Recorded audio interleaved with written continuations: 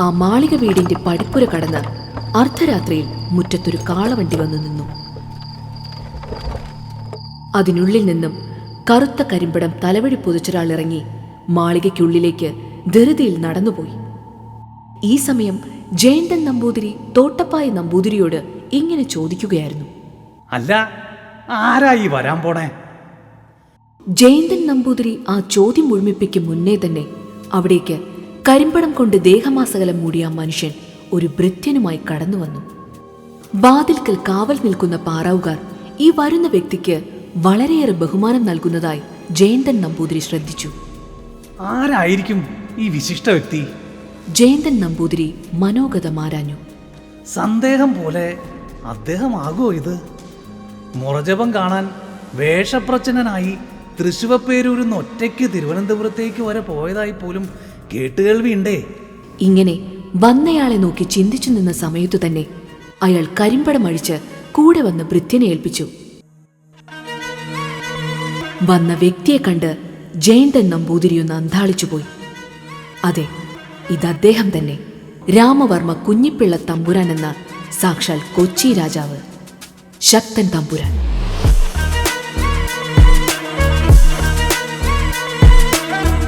അൻപതിനോടടുത്ത് പ്രായം, മെലിഞ്ഞതെങ്കിലും ഉറച്ച ശരീരം, തേജസ്സാർന്ന മുഖം. ഒരേ സമയം ആ കണ്ണുകളിൽ കുലീനതയും ദൃഢനിശ്ചയവും ആജ്ഞാശക്തിയും സ്ഫുരിക്കുന്നു. ഇടതുവശത്തേക്ക് കുടുമ കെട്ടിയ തലമുടി, നെഞ്ചിൽ അധികാര ചിഹ്നമായ രത്നമാല, സ്വർണ്ണക്കസമിന്റെ മുണ്ടും മേൽമുണ്ടും വേഷം. അദ്ദേഹം നടന്നു വന്ന് അവിടെ ഒരുക്കിയിരുന്ന സിംഹാസനത്തിൽ ഉപവിഷ്ടനായി. ശേഷം ഇരിപ്പിടങ്ങളിൽ ആസന്നസ്ഥരാകാൻ ഒരു ചെറുപുഞ്ചിരിയോടെ ജയന്തൻ നമ്പൂതിരിയോടും തോട്ടപ്പായ നമ്പൂതിരിയോടും കൈകൊണ്ട് അദ്ദേഹം ആംഗ്യം കാണിച്ചു.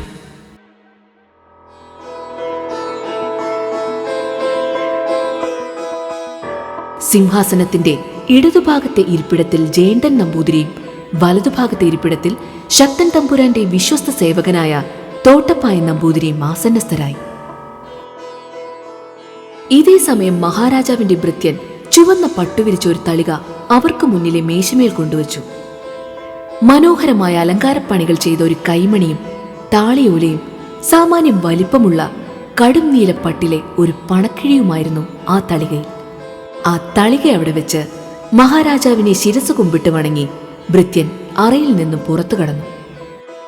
അയാൾ പുറത്തു കടന്നതോടുകൂടി അറയുടെ പുറത്ത് ഇരുവശത്തുമായി നിന്ന കാവൽക്കാർ വാതിലടച്ച് ബന്ധവസാക്കി. മഹാരാജാവിന്റെ ഭൃത്യൻ മുറിവിട്ടതും മുന്നിൽ മഹാരാജാവ് ഉള്ളതൊന്നും ശ്രദ്ധിക്കാതെ തന്റെ മുന്നിലിരിക്കുന്ന കടും നീല നിറത്തിലെ പണക്കിഴിയിലേക്ക് ജയന്തൻ നമ്പൂതിരി തന്റെ വക്രദൃഷ്ടി ചലിപ്പിച്ചുകൊണ്ടേയിരുന്നു. ഇത് കണ്ട് മഹാരാജാവ് ഇങ്ങനെ പറഞ്ഞു: തോട്ടപ്പായ നമ്പൂതിരിയുടെ തെരഞ്ഞെടുപ്പ് തെറ്റിയില്ല. പെട്ടെന്ന് തന്റെ അത്യാർത്തി പിടിച്ച നോട്ടം നിർത്തി ചെറിയൊരു ഞെട്ടലോടെ ജയന്തൻ നമ്പൂതിരി ശക്തൻ തമ്പുരാന്റെ മുഖത്തേക്ക് പതർച്ചയോടെ നോക്കി. ക്ഷമിക്കണം അടിയൻ. മുന്നിൽ കൃഷ്ണമൃഗത്തിന്റെ വലിയൊരു കൂട്ടമുണ്ടെങ്കിലും പുലിയുടെ ഉന്നം താൻ മനസ്സിലുറപ്പിച്ച ആ ഇരയുടെ മേൽ മാത്രമായിരിക്കും. ഇത് കേട്ട് ഒന്നും മനസ്സിലാകാതെ മഹാരാജാവിനെ നോക്കിയിരുന്ന ജയന്തൻ ശങ്കരൻ നമ്പൂതിരിയെ നോക്കി ശക്തൻ തമ്പുരാൻ തുടർന്നു: ചുറ്റിലും എന്തെല്ലാം പ്രലോഭിപ്പിക്കുന്ന കാര്യങ്ങളുണ്ടെങ്കിലും നീ ആഗ്രഹിച്ചതെന്തോ അതിൽ മാത്രമായിരിക്കും നിന്റെ ഉന്നം. അത് നിന്റെ കണ്ണുകളിലുണ്ട്.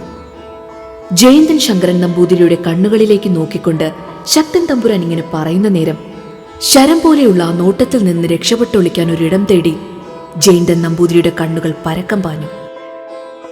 ശക്തൻ തമ്പുരാൻ തന്റെ വലതുഭാഗത്തിരുന്ന തോട്ടപ്പായ നമ്പൂതിരിയെ നോക്കി മുന്നിലെ തളികയിലിരിക്കുന്നത് ജയന്തൻ നമ്പൂതിരിക്കെടുത്തു കൊടുക്കൂ എന്ന രീതിയിൽ കൈകൊണ്ട് ആംഗ്യം കാട്ടി. തോട്ടപ്പായ നമ്പൂതിരി ഉത്തരവ് എന്നുള്ള രീതിയിൽ തല കൊണ്ട് മറു ആംഗ്യവും കാട്ടി. മുന്നിലെ തളികയിലിരിക്കുന്ന താളിയോലയെടുത്ത് തോട്ടപ്പായ നമ്പൂതിരി ജയന്തൻ നമ്പൂതിരിക്ക് നേരെ നീട്ടി. തെല്ലൊരാശങ്കയോടെ ജയന്തൻ നമ്പൂതിരി ഓല തോട്ടപ്പായ നമ്പൂതിരിയുടെ കൈകളിൽ നിന്ന് വാങ്ങി. താളിയോലയിൽ വെറും 3 വാക്കുകൾ മാത്രം. അത് വായിച്ച് ജയന്തൻ നമ്പൂതിരി അക്ഷരാർത്ഥത്തിൽ അമ്പരന്നു. ആ അമ്പരപ്പോടെ ജയന്തൻ നമ്പൂതിരി ശക്തൻ തമ്പുരാനെയും തോട്ടപ്പായ നമ്പൂതിരിയെയും മാറി മാറി നോക്കി. ആ സമയം അവരിരുവരുടെ മുഖത്ത് ഒരു ഗൂഢസ്മിതം വിടർന്നു. അമ്പരപ്പോടും സംശയത്തോടും കൂടെ ഓലയിലെ വരി ജയന്തൻ നമ്പൂതിരി വായിച്ചു. കരപ്പുറം തിരികെ കൊച്ചിക്ക്? ശക്തൻ തമ്പുരാൻ പറഞ്ഞു. ഇപ്പോഴത്തെ തിരുവിതാംകൂർ രാജാവിന്റെ പ്രായം വെറും 16. കളിമണ്ണിന്റെ പരുവം. നമുക്കാവശ്യമുള്ള രീതിയിൽ നിഷ്പ്രയാസം പരുവപ്പെടുത്തിയെടുക്കാം. ഇതിനിടയിലായി തോട്ടപ്പായി നമ്പൂതിരി പറഞ്ഞു. ഇനി താൻ അവിടെ പ്രവർത്തിക്കുന്ന ഓരോ കാര്യങ്ങളും തമ്പുരാന്റെ കൽപ്പന പ്രകാരമായിരിക്കണം. നമുക്ക് മുന്നിലുള്ള ഏക തടസ്സം ദിവാൻ രാജാ കേശവദാസാണ്. ശക്തൻ തമ്പുരാൻ പിന്നെയും തുടർന്നു. കരപ്പുറം തിരികെ പിടിക്കാനുള്ള ചതുരംഗ പലകയിൽ കൂടുതൽ എതിരാളികളൊന്നും നോമിനില്ല. ആകെയുള്ളത് ദിവാൻ മാത്രം. അതിനാൽ ആദ്യം വെട്ടേണ്ടത് ദിവാനെ. ദിവാനെ വെട്ടി പുറത്താക്കിയാൽ പിന്നെ രാജാവ് ധിം. ഒറ്റ വെട്ടിന് കളമൊഴിക്കാം. ജയന്തൻ നമ്പൂതിരി തെല്ലൊരു സംശയത്തോടെ പറഞ്ഞു. പക്ഷേ തമ്പുരാൻ വീണ്ടും തുടർന്നു. അറിയാം, ബാലരാമവർമ്മയുടെ അടുത്തുനിന്ന് ദിവാനെ അകറ്റുക എന്നത് അത്ര നിസാര കാര്യമല്ല. ബുദ്ധിമാനാണ് അദ്ദേഹം. നാട് നീങ്ങിയ മുൻ തിരുവനന്തപുരം തമ്പുരാൻ കാർത്തിക തിരുനാളിന്റെ ബുദ്ധികൂർമ്മതയാണ് അദ്ദേഹത്തിന്. അതിനാൽ നിന്റെ വക്രബുദ്ധി ആദ്യം പ്രയോഗിക്കേണ്ടത് ഇളം പ്രായക്കാരനായ തമ്പുരാൻ ബാലരാമവർമ്മയിലാണ്. കള്ളക്കഥകൾ മെനഞ്ഞ് കുട്ടിയായ രാജാവിൽ ദിവാനോടുള്ള വെറുപ്പ് സൃഷ്ടിച്ച് അവരെ തമ്മിലടിപ്പിച്ചകറ്റണം. പിന്നെ കാര്യങ്ങളെല്ലാം ലളിതമായി. ഇത്രയും കേട്ടപ്പോൾ ജയന്തൻ നമ്പൂതിരിയുടെ ഉള്ളിൽ ഒരു സംശയം ഉടലെടുത്തു. തമ്പുരാനെ, തിരുവിതാംകൂർ തിരുക്കൊച്ചിയായി മാറിയപ്പോ കൊച്ചി രാജ്യത്തെ വേറെ ഇടങ്ങളും തിരുവിതാംകൂറിന്റെ ഭാഗമായില്ലേ? എന്നിട്ടും എന്തേ കരപ്പുറം മാത്രം? ആ ചോദ്യത്തിന് ഉത്തരമായി ശക്തൻ തമ്പുരാൻ പൊട്ടിച്ചിരിച്ചു. ശേഷം ആ അട്ടഹാസം പതിയെ വീറും വാശിയും കലർന്ന ശബ്ദത്തിലേക്ക് പരിണമിച്ചു. പ്രജകൾ നോമിനെ രാമവർമ്മ തമ്പുരാനെന്നോ കുഞ്ഞിപ്പിള്ള തമ്പുരാനെന്നോ അല്ല വിളിക്കുന്നത്, ശക്തൻ തമ്പുരാനെന്ന. പക്ഷേ അപ്പോഴും ആ ശക്തൻ അപൂർണനാണ്. ശക്തൻ എന്ന പേരിനൊപ്പം ചേരേണ്ടിയിരുന്ന ഒരു പട്ടപ്പേരുണ്ട്, മാടഭൂപതി. മാടഭൂപതി ശക്തൻ തമ്പുരാൻ. എന്റെ പൂർവികർ തിരുവിതാംകൂർ മാർത്താണ്ഡവർമ്മയ്ക്ക് മുന്നിൽ അടിയറവ് വെച്ച കരപ്പുറം എന്ന ദേശത്തെ മാടത്തും കരയിലായിരുന്നു ഞങ്ങളുടെ തായ്ക്കൊട്ടാരം. ആ മാടത്തും കര തന്നെയായിരുന്നു കൊച്ചി രാജവംശത്തിന്റെ പരമ്പരയ്ക്ക് മാടഭൂപതി എന്ന പട്ടപ്പേര് നൽകിയിരുന്നതും. അതിന്നില്ല. ഇന്നത്തെ നോമിന്റെ രാജ്യം വജ്രം നഷ്ടമായ കിരീടം പോലെയാണ്. പൂർവികർ നഷ്ടപ്പെടുത്തിയ കൊച്ചി രാജ്യത്തിന്റെ കിരീടത്തിലെ ആ വജ്രം അതെനിക്ക് തിരിച്ചു പിടിക്കണം. എങ്കിൽ മാത്രമേ ശക്തൻ തമ്പുരാൻ പൂർണ്ണനായി ശക്തനാകൂ. ഇത്രയും വികാരാധീനനായി പറഞ്ഞ ശേഷം ശക്തൻ തമ്പുരാൻ തോട്ടപ്പായി നമ്പൂതിരി ഒന്ന് നോക്കി. തമ്പുരാന്റെ നോട്ടത്തിലെ അർത്ഥം മനസ്സിലാക്കിയ തോട്ടപ്പായി നമ്പൂതിരി തളികയിലിരുന്ന പണക്കിഴിയെടുത്ത് ജയന്തൻ നമ്പൂതിരിക്ക് നേരെ നീട്ടി. ജയന്തൻ നമ്പൂതിരി ഇരു കൈകളാൽ ആ പണക്കിഴി സ്വീകരിക്കുന്ന വേളയിൽ തന്നെ ശക്തൻ തമ്പുരാൻ പറഞ്ഞു, 101 പൊൻപണം, ബാക്കി പുറകെ. നാളെ തോട്ടപ്പായും തന്നോടൊപ്പം തിരുവനന്തപുരത്തേക്ക് തിരിക്കും. താൻ തന്റെ ഉറ്റ ചങ്ങാതിയെന്ന് പറഞ്ഞ് തോട്ടപ്പായെ തിരുവനന്തപുരം തമ്പുരാൻ ബാലരാമവർമ്മയ്ക്ക് പരിചയപ്പെടുത്തി വയ്ക്കുക. പിന്നെയെല്ലാം ചരടുവലികൾ പൂർത്തിയായ ശേഷം. ഇത്രയും പറഞ്ഞ ശേഷം ശക്തൻ തമ്പുരാൻ സിംഹാസനത്തിൽ നിന്നും എഴുന്നേറ്റു. ഒപ്പം ഇരുവശം ഇരുന്ന നമ്പൂതിരിമാരും ഇരിപ്പിടത്തിൽ നിന്ന് എഴുന്നേറ്റു. എഴുന്നേറ്റു നിന്ന ശേഷം തോട്ടപ്പായി നമ്പൂതിരി തളികയിലിരുന്ന ആ കൈമണിയെടുത്ത് 2 മണി മുഴക്കി. ഉടൻ തന്നെ അറയ്ക്ക് പുറത്തു നിന്ന പാറാവുകാർ അറയുടെ വാതിൽ തുറന്നു. അപ്പോൾ തന്നെ ശക്തൻ തമ്പുരാന്റെ ഭൃത്യൻ അറയ്ക്കുള്ളിലേക്ക് കയറി കയ്യിലിരുന്ന കരിമ്പടം തമ്പുരാന് നൽകി.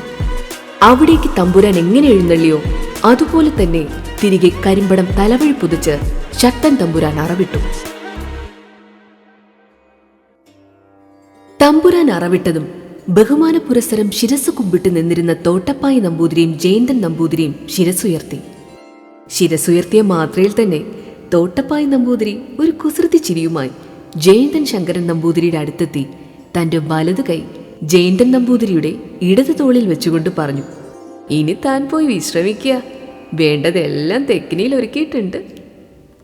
തോട്ടപ്പായി നമ്പൂതിരിയുടെ കുസൃതി ചിരിക്കു പിന്നിലെ അർത്ഥം മനസ്സിലാക്കിയ ജയന്തൻ നമ്പൂതിരിയുടെ കണ്ണുകളും മുഖവും മോഹവും ആവേശവും തീർത്ത സന്തോഷത്താൽ തൊടുത്തു. പിന്നെ അറയ്ക്ക് പുറത്തെ ആ ഇരുണ്ട ഇടനാഴിയിലൂടെ കോണിപ്പടികൾ ഇറങ്ങി തോട്ടപ്പായി നമ്പൂതിരി വരിയ എന്നു പറഞ്ഞ് ജയന്തൻ നമ്പൂതിരിയെ തെക്കിനിയിലേക്ക് ആനയിച്ചു. തെക്കിനി അറയുടെ കുറച്ചടി മുന്നിൽ നിന്ന് തന്നെ പാതിചാരിയ വാതിലിനുള്ളിൽ നിന്ന് വരുന്ന വിളക്കിന്റെ പ്രകാശം ഇരുണ്ട ഇടനാഴിയെ ഒരു സ്വർണ്ണാഭരണം പോലെ അലങ്കരിക്കുന്നത് കാണാമായിരുന്നു. അറയിലേക്ക് അടുക്കും തോറും ജയന്തൻ നമ്പൂതിരിയുടെ ഹൃദയമിടിപ്പ് അത്യാഹ്ലാദത്താൽ വേഗത്തിൽ മിടിച്ചു. തെക്കിനിയുടെ മുന്നിലെത്തി തോട്ടപ്പായി നമ്പൂതിരി അകത്തേക്ക് പോയിക്കൊള്ള എന്ന അർത്ഥം വെച്ച് ചിരിച്ചുകൊണ്ട് പറഞ്ഞ് ജയന്തൻ ശങ്കരൻ നമ്പൂതിരിയെ അറയ്ക്കുള്ളിലേക്ക് പറഞ്ഞുവിട്ടു. അകത്തു കടന്ന ഉടൻ തന്നെ നമ്പൂതിരി തെക്കിനി അറ താഴിട്ടു. താഴിടുന്ന നേരം ആ അറയിലെ കാഴ്ചകൾക്ക് മുന്നേ തന്നെ ജയന്തൻ നമ്പൂതിരിയിലേക്ക് ആദ്യം എത്തിയത് അവിടുത്തെ ഗന്ധമായിരുന്നു. അത് നമ്പൂതിരിയിൽ ശൃംഗാരഭാവത്തിലെ ഒരു ചെറുപുഞ്ചിരി വിടർത്തി. അകിലിന്റെയും കുടമുല്ലയുടെയും പനിനീർ പൂക്കളുടെയും വശ്യഗന്ധം. കണ്ണുകളടച്ച് ദീർഘമായ സുഗന്ധം ശ്വസിച്ചുകൊണ്ട് തിരിഞ്ഞ് ജയന്തൻ നമ്പൂതിരിയുടെ കണ്ണുകൾ തെക്കിനി അറയിലെ കാഴ്ചകളിലേക്ക് മെല്ലെ തുറന്നു. കുടമുല്ല പൂക്കളും ചുമന്ന പനിനീർ പൂവിതളുകളും വിതറിയിട്ട പട്ടുമെത്ത, അതിൽ പനംകുല പോലുള്ള കറുത്ത മുടിയഴിച്ചിട്ടൊരു യുവതി പുറം തിരിഞ്ഞിരിക്കുന്നു. കിടക്കയുടെ അരികിലായുള്ള മേശയിൽ അകിൽ പുകയുന്ന ധൂപപാത്രം, താലം നിറയെ പലതരം മധുരഫലങ്ങളും അതിനൊപ്പം അതിലേറെ മധുരതരമായ മധുചഷകവും. കിടക്കയിലിരിക്കുന്ന അതീവ സുന്ദരിയായ യുവതിയുടെ മുടി പട്ടുമെത്തയിൽ തട്ടി നിൽക്കുന്നു. കസവ് മുണ്ടിന്റെ മുലക്കച്ച കെട്ടിയിരിക്കുന്ന അവളുടെ കഴുത്തിനെയും മാറിനെയും അലങ്കരിച്ചുകൊണ്ട് കരിമ്പച്ച നിറമുള്ള നാഗപടം മാല, കാതിൽ വലിയ തോടകൾ, ഇരു കൈകളിലും നിറയെ സ്വർണവളകൾ, ചുമന്നു തൊടുത്ത പനിനീർ പൂവിതൾ പോലുള്ള അധരങ്ങളിൽ മാദകസ്മിതം, മൂക്കിന്റെ തുമ്പിൽ ചുവപ്പും വെള്ളയും കല്ലു പതിപ്പിച്ച തിളങ്ങിത്തുള്ളുന്ന മൂക്കുത്തി, നെറ്റിയിലാകട്ടെ പൂർണ്ണചന്ദ്രൻ പോലുള്ള വലിയ സിന്ദൂരപ്പൊട്ട്. അവൾ തന്റെ വിടർന്ന കരിനീല കണ്ണുകളിൽ വാൽക്കണ്ണടി നോക്കി കരിമഷി എഴുതുന്നു. അവളുടെ പുറകിൽ അരികിലായി ചേർന്ന് ജയന്തൻ നമ്പൂതിരി ഒരു ശൃംഗാര ചിരിയുമായി വന്നിരുന്നു. പിന്നെ ജയന്തൻ നമ്പൂതിരി തന്റെ ഇരു കൈകളും എടുത്ത് അവളുടെ ഇരു തോളുകളിലും പിടിച്ചുകൊണ്ട് അടക്കിപ്പിടിച്ച ശബ്ദത്തിൽ ശൃംഗാരഭാവത്തോടെ ചോദിച്ചു, ഇത് ദേവദാസിയോ അതോ കാഞ്ഞിരംകോട്ടെ സാക്ഷാൽ സാലയക്ഷിയോ? അവൾ വാൽക്കണ്ണാടി താഴ്ത്തി മാദക ചിരിയുമായി ജയന്തൻ നമ്പൂതിരിക്ക് നേരെ മുഖാമുഖം തിരിഞ്ഞിരുന്നു. എന്നിട്ട് അവൾ തന്റെ മുഖം ജയന്തൻ നമ്പൂതിരിയുടെ മുഖത്തോട് വളരെ ചേർത്ത് പിടിച്ചു.